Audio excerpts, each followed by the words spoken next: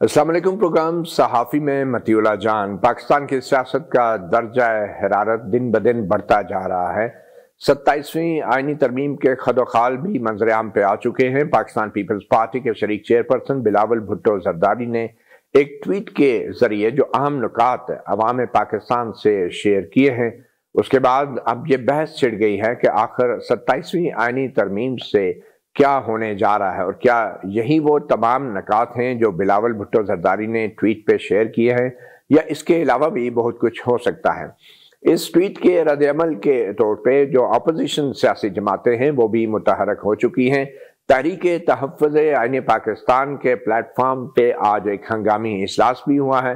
اس کی سربراہی صدر محمود خان اچکزئی کر رہے ہیں، اور آج کے اس ہنگامی اجلاس میں 27ویں آئینی ترمیم کے منظر عام پر آنے والے خد و خال کے حوالے سے بھرپور بحث بھی ہوئی، اور اس کا رد عمل بھی ہمیں دیکھنے کو مل رہا ہے۔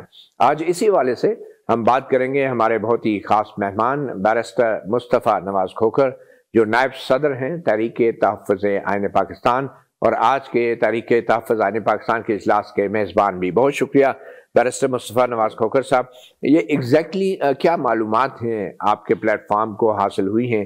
کیا بلاول بھٹو زرداری کی ہی ٹویٹ ہے، یا کوئی دوسرے ذرائع سے بھی اس 27ویں آئینی ترمیم کے بارے میں آپ کو معلومات حاصل ہوئی ہیں؟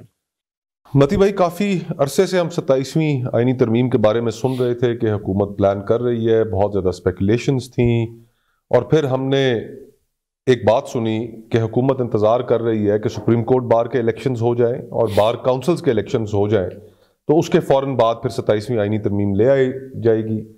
اور حکومت کے ذہن میں یہ خدشہ تھا کہ اگر ہم نے ان الیکشن سے پہلے وکلاء کمیونٹی کے یہ جو الیکشنز ہیں، اگر اس سے پہلے ہم یہ ترمیم لے کر آتے ہیں تو اس کے پھر نیگیٹو کانسیکوینسز ہوں گے۔ تو ایسا ہی ہوا۔ اس ہفتے بار کاؤنسلز کے الیکشنز مکمل ہوئے، اور جیسے ہی مکمل ہوئے اس کے اگلے روز بلاول صاحب کی ٹویٹ آ گئی، یعنی کل کے روز، اور اس ٹویٹ کے ذریعے ہمیں پتہ چلا کہ 27ویں آئینی ترمیم کے اوپر باقاعدہ مشاورت حکومتی اتحادی جماعتوں میں جاری ہے، اور اس کے کچھ نکات جو بڑے ہمارے نقطہ نظر کے مطابق پاکستان کی فیڈریشن کے لیے، پاکستان کے اندر انڈیپینڈنس آف جوڈیشری کے لیے جو ہمارا ایگزسٹنگ سٹرکچر ہے سیپریشن آف پاورز کا، اس کے حوالے سے بہت ہی خطرناک نکات سامنے آئے۔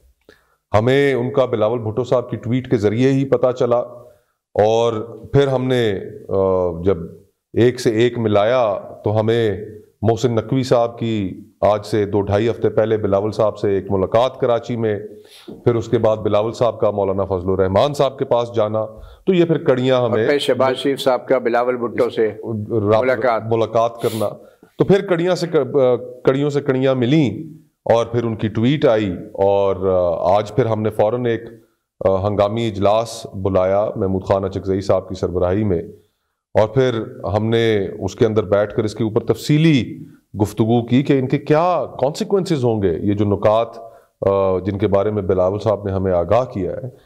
تو مگر بیرسٹر صاحب، اس کی کوئی تفصیلات تو سامنے ہے نہیں، اور وفاقی آئینی عدالت کے حوالے سے اصولی طور پہ تو آپ اختلاف کر سکتے ہیں، مگر اس کی تفصیلات نہیں ہیں۔ آرٹیکل 243 جس میں افواج پاکستان کے کمانڈ اور کنٹرول کا ذکر ہے آئین پاکستان میں، اس میں ترمیم کی کوئی تفصیلات نہیں ہیں۔ تو اور پھر NFC ایوارڈ کے حوالے سے ایک چیز تو واضح ہے کہ جو اس میں ایک پابندی لگائی گئی تھی کہ صوبوں کا شیئر کم نہیں کیا جا سکتا آئین کے اندر، اس پابندی کو ختم کرنے کی بظاہر تجویز ہے۔ تو ان تفصیلات کے موجود نہ ہونے کی وجہ سے آپ کے آج کا جو اجلاس ہوا ہے تحریک تحفظ آئین پاکستان کا، یہ کسی نتیجے پہ پہنچا ہے کہ کرنا کیا ہے آخر، اور کیا آپ کوئی متبادل تجاویز بھی دینے کو تیار ہیں؟ یہ بات بالکل آپ کی ٹھیک ہے کہ ابھی اس وقت ہمارے پاس ڈیٹیلز یا کوئی مسودہ ہمارے سامنے موجود نہیں ہے، لیکن ان کی ٹویٹ کے ذریعے ہمیں کنسیپچولی پتہ چل گیا ہے کہ حکومت کی انٹینشن کیا ہے، اور وہ آئین کے ساتھ کیا کھلواڑ کرنا چاہتی ہے۔ اس میں اب ہماری انڈرسٹینڈنگ یہ ہے، اور آج بڑی تفصیل سے اس کے اوپر بات ہوئی، کہ بنیادی طور پر آرٹیکل 243 کی ترمیم وہ ہدف ہے، کانسٹیٹیوشنل کورٹ ہدف ہے، اور ججز کی ٹرانسفر اور پوسٹنگ ہدف ہے، اور باقی ساری چیزیں ایسے شور و غوغا ہیں۔ بلاول صاحب نے اپنی ٹویٹ میں ذکر کیا کہ تعلیم کی وزارت، بہبود آبادی کی وزارت، یہ حکومت نے ہمیں کہا ہے، ہمارے ساتھ شیئر کیا ہے کہ یہ وفاق واپس لینا چاہتا ہے. یہ وہ چیزیں ہیں کہ جو میرے خیال سے پاکستان پیپلز پارٹی ایونچولی ان کی جو سٹیٹمنٹ ہونی ہے وہ یہ ہونی ہے کہ ہم نے 18ویں ترمیم کے تحت بچا لیا اور یہ باقی چیزوں کے اوپر ہم نے ایگری کر لیا. تو یہ صرف اس کے لیے، جیسے مولانا صاحب نے 26ویں یعنی ترمیم میں کہا تھا کہ ہم نے بڑا ناگ مار دیا. بالکل. تو یہ ایک ان کی حکمت عملی ہے. میں خود پیپلز پارٹی میں رہ چکا ہوں. تو NFC کے حوالے سے آپ سمجھتے ہیں کہ پیپلز پارٹی اس کی حمایت نہیں کرے گی اور کریڈٹ لے گی آئینی عدالت بنانے کا؟ اور بالکل اصل میں مسئلہ کہاں ہے آپ کو اس ساری ترامیم میں؟ کچھ لوگوں کی رائے میں آرٹیکل 243 جو ہے فوج پاکستان کا کمانڈ اینڈ کنٹرول، اس میں جو تبدیلی ہے، اصل مسئلہ وہاں پہ ہے. وہ اصل مسئلہ کیسے ہے؟ کیونکہ آپ نے بھی یہ کہا ہے کہ یہ سنا جا رہا ہے کہ ایک نیا عہدہ کمانڈر ان چیف کے نام سے قائم ہوگا، جبکہ موجودہ joint chief of staff committee کا نظام ختم کر دیا جائے گا اور صدر پاکستان سے افواج کی سپریم کمانڈ چھین لی جائے گی. جی اب دیکھیے، اس وقت تک تو سب سپیکولیٹو گفتگو ہیں، لیکن جو لوگ حکومت کے قریب ہیں یا اسٹیبلشمنٹ کے قریب ہیں، ان کے جب ہم کلپ سنتے ہیں، ان کی گفتگو سنتے ہیں، تو اس کے اندر اندیا ہمیں یہی مل رہا ہے کہ انہی بنیادوں کے اوپر ترامیم انٹروڈیوس کرائی جائیں گی. اب سب سے پہلی بات یہ ہے کہ اگر وفاقی حکومت کے پاس کمانڈ اینڈ کنٹرول افواج کا نہیں ہوگا، سروسز چیف کی اپوائنٹمنٹ کا اختیار وہ بھی ایک بہت لمیٹڈ کر دیا جائے گا. وفاقی حکومت کو اگر پوسٹ آفس کا ڈاکخانے کا ہی اختیار حاصل ہوگا، وہ تو پہلے بھی تھا، پہلے ایسا اس طرح نہیں تھا، کم از کم ایئر فورس اور نیوی کے حد تک. جی لیکن اگر وہ بالکل ہی ایک ڈاکخانے کا رول ہو جائے گا ایگزیکٹو کا، تو پھر سویلین بالادستی، سویلین سپریمیسی یہ کہاں گئی؟ دنیا میں جو بالکل ہی ایسی ریجیمز ہیں کہ جہاں پر ٹوٹیلیٹیرین اور اتھارٹیرین نظام ہے، وہاں پر تو یہ باتیں چل جاتی ہیں. لیکن ایک وفاقی سٹرکچر میں آپ ایک نیا پلر آف دا اسٹیٹ کھڑا کر رہے ہیں، ایک ایسا پلر آف دا اسٹیٹ کہ جس کے اوپر وفاقی حکومت کو کنٹرول نہیں ہوگا. کنٹرول تو ابھی بھی نہیں ہے یعنی کہ، لیکن ہم کم از کم ایک خواہش کا اظہار تو کر سکتے ہیں کہ جناب آئین میں یہ لکھا ہوا ہے، ہم تو صرف آئین کے اوپر عمل درآمد چاہتے ہیں. یہ چاہتے ہیں کہ آپ اپنے طے کردہ دائرہ کار کے اندر رہیں. لیکن انفارچونیٹلی پورا کا پورا سیاسی نظام ہاسٹیج ہو چکا ہے، پارلیمنٹ یرغمال ہو چکی ہے، اس کی کوئی لیجٹمیسی نہیں ہے.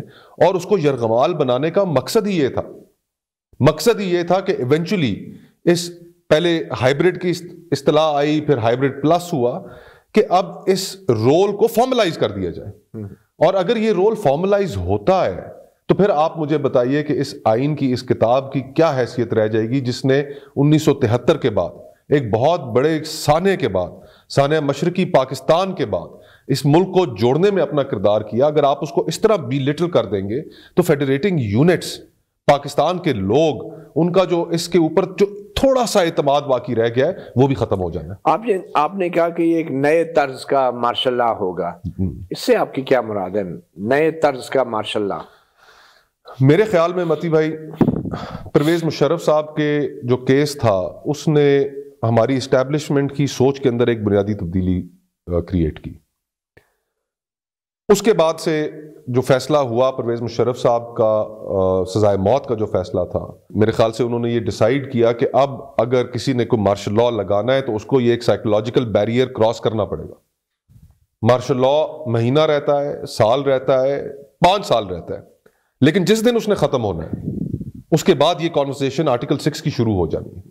سو therefore to avoid that انہوں نے یہ، مجھے ایسے لگتا ہے کہ انسٹیٹیوشنلی سوچا کہ پھر اس پورے نظام کو اندر سے کیپچر کیا جائے. ول آف دا پیپل کی کوئی حیثیت نہیں، الیکشنز کی کوئی حیثیت نہیں، پارلیمان کی کوئی حیثیت نہیں، عدالتوں کی کوئی حیثیت نہیں، میڈیا کی کوئی حیثیت نہیں، فریڈم آف ایکسپریشن نہیں، فریڈم آف موومنٹ نہیں، آپ پولیٹیکل ایکٹیویٹی نہیں کر سکتے.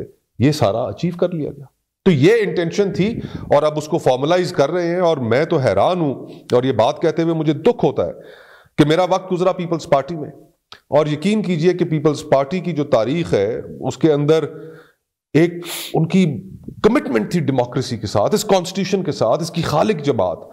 لیکن شہید بی بی کی وفات کے بعد سے لے کر آج کی جو پیپلز پارٹی ہے یہ بالکل ہی ایک مختلف نوعیت کی پیپلز پارٹی بن چکی ہے.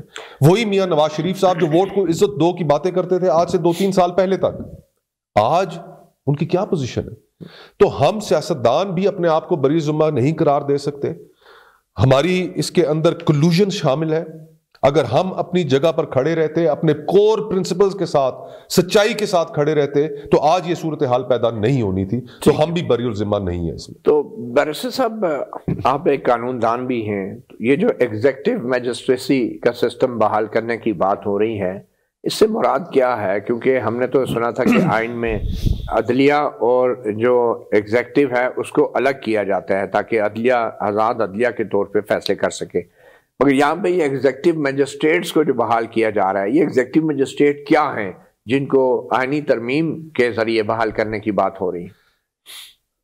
سیپریشن آف پاورز، کہ کوئی ادارہ مکمل طور پر اس کے پاس تمام طاقتوں کا وہ مرکز نہیں ہوگا، یہ آئین کا ایک بنیادی فیچر ہے. امریکہ ہو، برطانیہ ہو، پارلیمانی نظام سیاست ہو، صدارتی نظام ہو، یہ ان کا ایک بنیادی فیچر ہوتا ہے کہ absolute power corrupts, power corrupts and absolute power corrupts absolutely. اس بنیاد کے اوپر سیپریشن آف پاورز کا کہ ہر ادارے کی اپنی اپنی حدود ہوں گی اور کوئی کسی کے کام میں مداخلت نہیں کرے گا، یہ بھی ہمارے آئین کا ایک بنیادی فیچر ہے. تو یہ ایگزیکٹو میجسٹریٹ سے کیا مراد ہے؟ ایگزیکٹو میجسٹریٹ سے یہ مراد ہے کہ حکومت کے پاس عدالتی اختیارات ہوں گے. ڈپٹی کمشنرز کے پاس، اسسٹنٹ کمشنرز کے پاس انگریز کا کالا قانون، مطلب وہ لوگوں کو جیل بھیج سکیں گے، لوگوں کو جیل بھیج سکیں گے، 1-1 2-2 سال 3-3 سال کے لیے بالکل بھیج سکیں گے. آئین کا آرٹیکل 175(3) اس کی شک کہتی ہے کہ جو ایگزیکٹو ہے، جو حکومت ہے، اور عدلیہ، یہ ایک دوسرے کے اختیارات استعمال نہیں کریں گے. بالکل.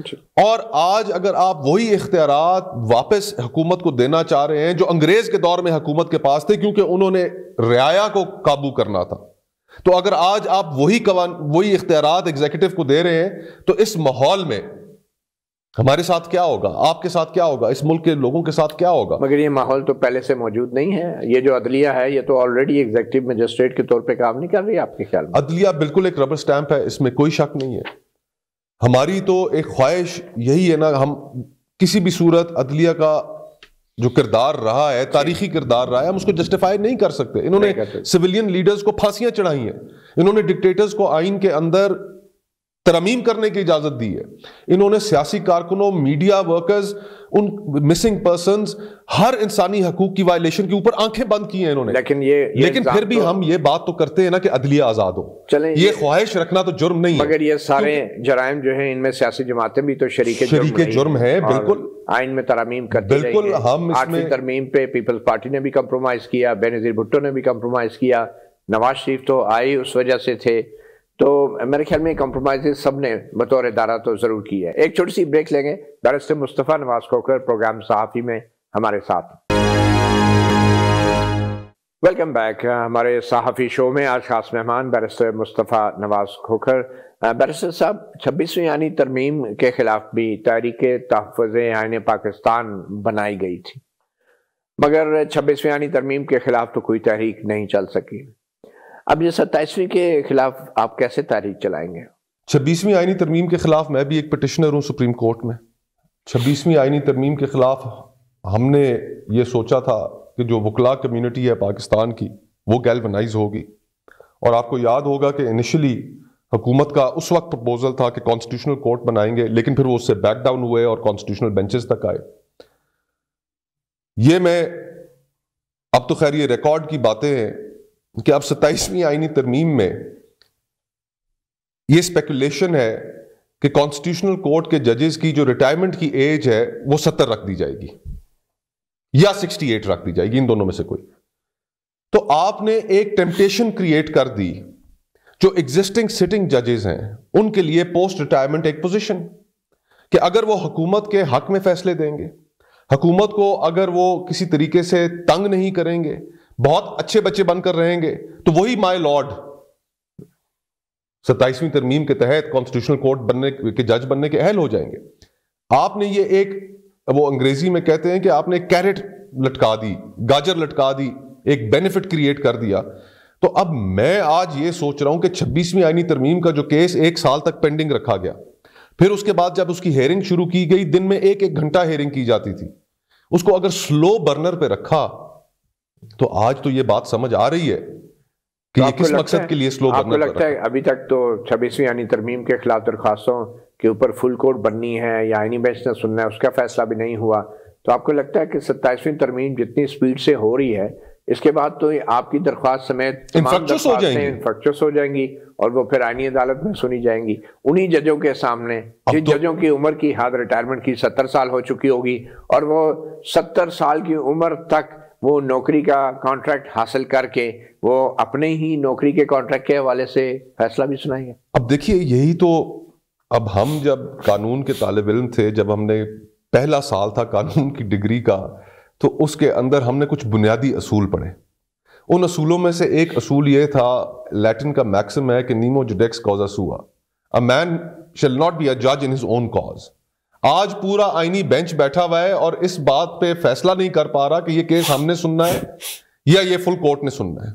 وہ ریلکٹنٹ ہیں، ان کی آبزرویشن سے پتہ چل رہا ہے وہ ریلکٹنٹ اس لیے ہے کہ وہ خود ایک اختراع ہے، ایک پروڈکٹ ہے 26ویں آئینی ترمیم کا، اور نظریں وہیں جمی ہوئی ہیں کانسٹیٹیوشنل کورٹ پر۔ میں پیپلز پارٹی میں تھا، مجھے یاد ہے کہ ہمارے پاس باقاعدہ کھوسا صاحب کے حوالے سے ایک بل بھی ٹیبل کر دیا گیا تھا اور حمایت بھی طلب کی گئی تھی کہ جی چیف جسٹس کی جو پوزیشن ہے اس کو اس میں ایکسٹینشن کریٹ کی جائے۔ یہ آصف سعید خان کھوسا کے دور؟ جی ہاں، یہ پرائیویٹ ممبرز بل تھا۔ جی ہاں، تو لیکن پولیٹیکل پارٹیز کو اپروچ کیا گیا، یہ پارٹیز کے کہنے پہ کیا گیا تھا، پیپلز پارٹی کی ہدایت پہ؟ پیپلز پارٹی کی ہدایت پہ تو نہیں کیا گیا تھا، لیکن جب یہ پرپوزل پیپلز پارٹی کے پاس آیا تو وی ور شاکڈ کہ یہ اس ملک میں یہ کیا رواج چل پڑا ہے ایکسٹینشنز کا، یہ کیا رواج چل پڑا ہے کہ یہاں پر کوئی اقتدار نہیں چھوڑنا چاہتا، طاقت نہیں چھوڑنا چاہتا۔ پیپلز پارٹی ایکسٹینشن دینا چاہ رہی ہے ججوں کو۔ میں یہی کہہ رہا ہوں، اگر قاضی فائزہ کو بھی واپس لایا جائے تو اگر 70 سال کی عمر ہوتی ہے تو ظاہری بات ہے وہ بھی ایک امیدوار ہوں گے، وہ ظاہری بات ہے کہ امیدوار وہ کنٹینڈر ہوں گے۔ اگر 70 سال ایک حد رکھی جاتی ہے تو قاضی فائزہ صاحب اور ان کے علاوہ بہت سارے اور جج صاحبان ماضی میں جنہوں نے حکومت کے لیے بڑی خدمات سر انجام دی، وہ سب اس کے لیے ایلیجبل ہو جائیں گے۔ تو آئی مین دا پوائنٹ، آپ جتنا بھی 27ویں ترمیم کی مخالفت کر لیں، یہ بھی تو حقیقت ہے نا کہ حال ہی میں سپریم کورٹ بار کا الیکشن ہوا، پاکستان بھر میں جو بار کونسل کے الیکشن ہوئے اس میں جیت تو اسی وکلا کے گروپ کی ہوئی جو 27ویں آئینی ترمیم کی حمایت میں ڈھول بجا رہے ہیں اور اعلان کر رہے ہیں کہ یہ ہونی چاہیے۔ متی بھائی، پھر یہ بھی تو حقیقت ہے نا کہ 450 کے قریب سپریم کورٹ کے لائسنس ایشو کیے گئے، نئے لائسنس ایشو کیے گئے اس الیکشن کا ریزلٹ ٹپ کرنے کے لیے۔ سپریم کورٹ بار کی بات، سپریم کورٹ بار کی میں بات کر رہا ہوں۔ کس نے لائسنس؟ اور پھر چھٹی والے دن بھی لائسنس ایشو ہوتے رہے، نئے لوگ نئے وکیل رجسٹر کرتے رہے، سپریم کورٹ کے وکیل ان کو بناتے رہے تاکہ الیکشن میں یہ نتائج حاصل کیے جا سکیں۔ اگر تو فری اینڈ فیئر وہ الیکشن جیتے، یہ بات نہ ہوتی کہ 450 لوگوں کو انہوں نے صرف سپریم کورٹ کا لائسنس ہی اس وجہ سے دیا کہ الیکشن کے رزلٹ پہ اثر انداز ہو سکے، تو ہم اس کو ایک ریفرینڈم سمجھتے۔ آج پھر میری کنوکشنز کے اندر کمی ہوتی، میں آپ کو کہتا کہ متی بھائی ہماری یہ پوزیشن تھی، لیکن یہ پوزیشن پاکستان میں سپریم کورٹ کے وکلاء نے اس کو اپریشیٹ نہیں کیا، یہ ایک ریفرینڈم تھا اور ہم یہ بات تسلیم کرتے، لیکن میں یہ بات نہیں تسلیم کر سکتا کیونکہ یہ سارے حقائق ہمارے سامنے چلیں تو سپریم کورٹ بار کے ہوگی نا، جو بار کونسل پورے پاکستان میں جنہوں نے ووٹ ڈالا ہے تقریباً 2 لاکھ کے قریب تو وکیل ہیں پورے پاکستان کے، تو ان کی بھی تو رائے سامنے آ گئی۔ میں اسلام آباد کا آپ کو بتا سکتا ہوں کہ اسلام آباد کے جتنے بار کونسل کے امیدواران تھے، جہاں پر بھی انہوں نے میٹنگ کی، وکلاء کے گروپ کے ساتھ میٹنگ کی، کوئی کارنر میٹنگ تھی، سب کو وہاں پر 26ویں آئینی ترمیم کے خلاف بات کرنی پڑی۔ اب اس کے بعد وہ بدل جائیں تو یہ ایک اور بات ہے، لیکن پرنسپلی ہر وکیل کو یہ بات کہنی پڑی کیونکہ وہ یہ پریشر محسوس کر رہا ہے، ینگ وکلاء کی جانب سے یہ پریشر محسوس کر رہا ہے، وہ خود یہ دیکھ رہا ہے کہ اس 1 سال کے اندر جب سے کانسٹیٹیوشنل بینچز بنے 26ویں آئینی ترمیم کے تحت کیا حشر ہو گیا جوڈیشری کا، تو یہ ایک پریشر ان کے اوپر تھا۔ اگر وہ جس طرح ہم سیاستدان بدل جاتے ہیں، جس طرح اس ملک کے ججز اپنا حلف اٹھا کر بدل جاتے ہیں، اور جس طرح اس ملک کے بیوروکریٹس بدل جاتے ہیں، تو وکلاء بھی ہم میں سے ہی ہیں، اگر وہ بدل جائیں تو پھر یہ اور بات ہے، لیکن الیکٹریٹ کا ان کے اوپر ایک پریشر ضرور ہے۔ الیکٹریٹ کا پریشر کتنا ہے؟ تحریک تحفظ آئین پاکستان جب سے بنی ہے تو کوئی اچیومنٹ ہمیں آپ کے فورم کی نظر نہیں آئی، کوئی سڑک پہ آپ لوگوں کی موجودگی نہیں ہے۔ تحریک انصاف جو سب سے بڑی سیاسی اپوزیشن جماعت ہے، وہ 26 نومبر کو جو سانحہ ہوا اسلام آباد میں، اس کے بعد سے وہ بھی اپنی پریزنس جو ہے کہیں دکھا نہیں پائی۔ اب ایک بار پھر 26 نومبر برسی آ رہی ہے، پہلا سال مکمل ہو رہا ہے اس سانحے کو، اور تحریک انصاف کے پاس بظاہر کوئی حکمت عملی نہیں ہے، کوئی اسٹریٹجی نہیں ہے۔ تو تحریک تحفظ آئین پاکستان جو ہے ابھی تک کیا کیا ہے اس نے جس سے اسٹیبلش ہو سکے کہ آپ کا فورم جو ہے واقعی سنجیدہ فورم ہے؟ اس میں کوئی شک نہیں کہ 26 نومبر کے واقعات کے بعد اس میں آپ بھی وکٹم بنے، اس لحاظ سے کہ آپ کو رپورٹنگ نہیں کرنے دی گئی اور آپ کو رپورٹنگ سے روکنے کے لیے آپ کے اوپر ہیروئن کا آئس کا ایک مقدمہ ڈال دیا گیا۔ پھر اس کے بعد متواتر اس ملک کے اندر جو واقعات ہوتے رہے، جن میں سے ایک ابھی ریسنٹلی لبیک کے پروٹیسٹ کے اوپر بھی مریدکے میں جو ہوا، تو ایک سینس آف فیئر لوگوں کے اندر موجود ہے، ہم اس سینس آف فیئر کو ڈینائی نہیں کر سکتے۔ اس کو اوور کم کرنے کے لیے ایک political activity, peaceful political activity کی ضرورت ہے۔ اس کو اوور کم کرنے کے لیے یہ لوگوں کو یقین دلانے کی ضرورت ہے کہ ہم کسی بھی طریقے سے نہ کسی کو پتھر ماریں گے، نہ کسی کو لاٹھی ماریں گے۔ وائلنس جہاں پر بھی آ گئی، اس وائلنس کے نتیجے میں پھر آپ کی پولیٹیکل موومنٹس کو نقصان ہوتا ہے۔ اسٹیٹ کی جو وائلنس ہے اس کا ہم مقابلہ کریں گے، نہ ہم کسی کو گالی دیں گے، نہ ہم کسی کی طرف پتھر اچھالیں گے۔ ہم نے اس مہینے کے اندر جلسوں کا ایک شیڈول رکھا ہے، وہ شیڈول بھی ہم کل تک منظر عام پر لے آئیں گے، اور ہم یہ سمجھتے ہیں، آج بھی ہماری بڑی اس پر تفصیلی بحث ہوئی کہ اگر یہ 27ویں ترمیم اسی طرح پاس ہو جاتی ہے جس طرح حکومت چاہ رہی ہے انہی خد و خال کے ساتھ، تو پھر فیڈریشن اور اس سوشل کانٹریکٹ پر فیڈریٹنگ یونٹس میں اعتماد اٹھے گا۔ اس کے بعد پاکستان مصر یا نارتھ کوریا کا منظر پیش کرے گا۔ تو ہمارے پاس بھی یہی ایک مہینہ ہے۔ اس مہینے کے اندر ہم نے سڑکوں پر بھی نکلنا ہے، ہم نے سول سوسائٹی سے بھی اس کو ساتھ لے کر چلنا ہے، ہم نے قومی کانفرنس بھی اس پر کرنی ہے، معاشرے کے تمام طبقات کو اس میں انوالو کرنا ہے، اس میں میڈیا کو لے کر آنا ہے۔ اب دیکھیے نا کہ مجھے آج پتا چلا کہ ہدایات پاس کر دی گئی ہیں اور کہ کسی ٹاک شو میں یا میڈیا کے اوپر 243 کے اوپر گفتگو نہیں ہوگی۔ یعنی کہ ہم یہ سمجھتے ہیں کہ اگر اس مہینے کے اندر ہمارے پاس بھی ٹائم از آف ایسنس، اگر ہم ایک بہتر اس کے خلاف فضا نہیں بنا سکتے، اس کو روکنے میں ناکام ہوتے ہیں، تو یہ پاکستان کا بہت بڑا نقصان ہوگا۔ اور ہم نے اس مہینے کے اندر وہ تمام چیزیں کرنی ہیں جس کی پاکستان کے عوام ہم سے توقع رکھتے ہیں۔ اور آپ نے اسمبلی سے استعفیٰ بھی نہیں دینا؟ میں ابھی قبل از وقت ہے اس کے اوپر آپ کو کچھ کہنا، لیکن میں یہ ضرور آپ کو کہہ سکتا ہوں all options were discussed۔ کیونکہ آپ نے کہا نا کہ سوشل کانٹریکٹ جو ہے صوبوں کا all options were discussed۔ تو اس کے بعد کیا رہ جائے؟ ابھی اس موقع پہ اگلے 1-2 دن میں ہم جو ایک قومی کانفرنس بھی ہم اگلے ہفتے میں کرنا چاہ رہے ہیں، ہم بہت سی چیزیں ڈسکس کریں گے، لیکن I can tell you all options were discussed۔